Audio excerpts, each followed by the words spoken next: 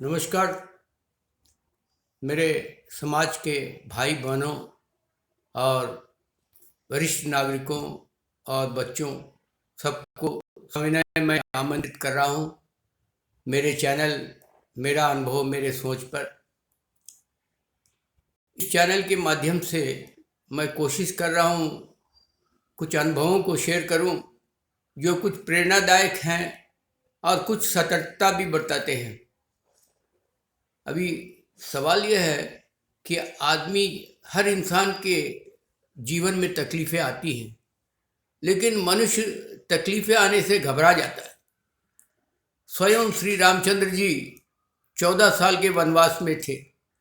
ये सब दशा का बात है। दशा बदल जाएगा, सब कुछ ठीक हो जाएगा। अब सवाल यह है कि उस दशा में, खराब दशा में आदमी कैसे पार पाएगा, कैसे अपने को बैलेंस में रख पाएगा। इसके लिए उस दशा में आदमी को ये मालूम होना चाहिए कि हम खराब दशा में हैं, माया से घिरे हुए हैं। उस दशा में अपने को बैलेंस करके चले, तब वो दशा पार कर जाएगा और ऑटोमेटिकली सब ठीक हो जाएगा। जैसे कौन जानता था हमारी राष्ट्रपति श्रीमती मुर्मू आज इतने बड़े हिंदुस्तान का प्रेसिडेंट बनेंगी। उन्होंने भी बहुत तकलीफें देखी है, फिर भी हर तकलीफ को झेलती गई, आज हिंदुस्तान के प्रेसिडेंट है।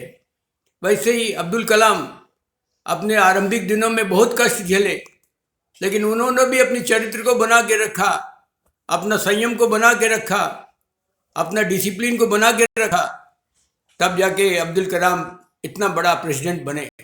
इसीलिए तकलीफ हर इंसान के लाइफ में आता है, जीवन में आता है। एक दशा होता है, उस दशा में आदमी तकलीफ में गिरता है, लेकिन जैसे जैसे उम्र बढ़ता है वो दशा चेंज होता है और आदमी ऑटोमेटिक सब ठीक हो जाता है। लेकिन जब तक वो दशा पार नहीं करता, उस समय तक अपने को बैलेंस कर रख के चलना पड़ेगा। यह है, हमने देखा है, बहुतों के जीवन में देखा है। स्वामी विवेकानंद ने बहुत पहले कहा था, एक और टॉपिक बोल रहे हैं। स्वामी विवेकानंद ने बहुत पहले कहा था, इस देश का अलग पहचान दुनिया में होगा, लेकिन वो नारी शक्ति से ही संभव है। तो नारियों में इतनी शक्ति होती है कि उनकी आवाज़ जो है प्रकाश से भी तेज होती है। एक उदाहरण के तौर पर हम बोल रहे हैं, हम लोग कॉलेज के दिनों में, कॉलेज छुट्टी हुआ, हम लोग सब जा रहे थे झुंड में, लड़का लड़की सब थे। तो एक बदमाश स्टूडेंट में ही एक बदमाश क्या है, एक दूसरे लड़का को ऊपर में छुरा निकाला भोंक देने के लिए। तो एक हम ही लोग में से एक लड़की जोर से आवाज दी, अमर। जैसे आवाज दी, वो अपना छुरा बंद करके भाग गया। तो मेरा बोलने का मतलब है, नारियों में इतना शक्ति होती है, उनकी आवाज में इतनी शक्ति होती है कि कोई देश का कानून में भी उतना शक्ति नहीं होती है। उनकी शक्ति प्रकाश की गति से भी तेज होती है। ये देखा है हमने। इसीलिए नारी शक्ति को हम लोग कम नहीं समझें। नारियां बहुत कुछ कर सकती हैं। नारियां सामाजिक न्याय भी दिला सकती हैं। खास करके जब नारियां 45-50 में रीच करती हैं, तो वो सब डोमेस्टिक रिस्पॉन्सिबिलिटी से बहुत क्लियर हो जाती हैं। उस समय वो बहुत कुछ कर सकती हैं। वैसे नारियों का अपना भगवान का दिया हुआ गुण होता है, उन लोगों के लिए कोई उम्र नहीं होता, वो किसी भी उम्र में कर सकती हैं। बेंगलोर की एक महिला एक दिन बता रही थी हमको, वो एक मैनेजर, बैंक के मैनेजर की पत्नी है और उनके पति रिटायर हो गए हैं और ये एक रेस्टोरेंट चलाती है।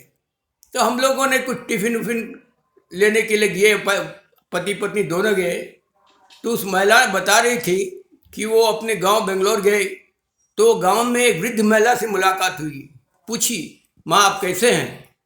तो वृद्ध महिला बोली, कैसे होगा, कैसे रहूंगी, अपना प्रॉपर्टी पैसा वैसा सब कुछ दोनों लड़कों को बांट दिया अपने ही लड़के बोल के फिर अभी आज लड़के देखते नहीं है, आज कुछ हमारे पास नहीं है, खाने को भी तकलीफ हो गया है।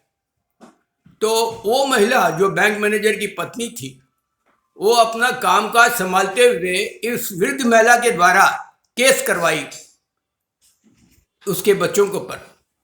जब लॉयर का नोटिस गया दोनों लड़कों पर, तो लड़के दोनों आके पैर पकड़ लिया माँ के, बोला इनका नौकरी भी चला जाएगा, तुम्हारी माँ को जो देने का है उनका हिस्सा जो दे के चले जाओ, नहीं तो तुम लोग का नौकरी भी चला जाएगा। उसके बाद दोनों लड़के आए, वृद्ध महिला का पैर पकड़ लिए और उसके बाद उनको जो देने का दे के चले गए। अब महिला को कोई तकलीफ नहीं होने लगा।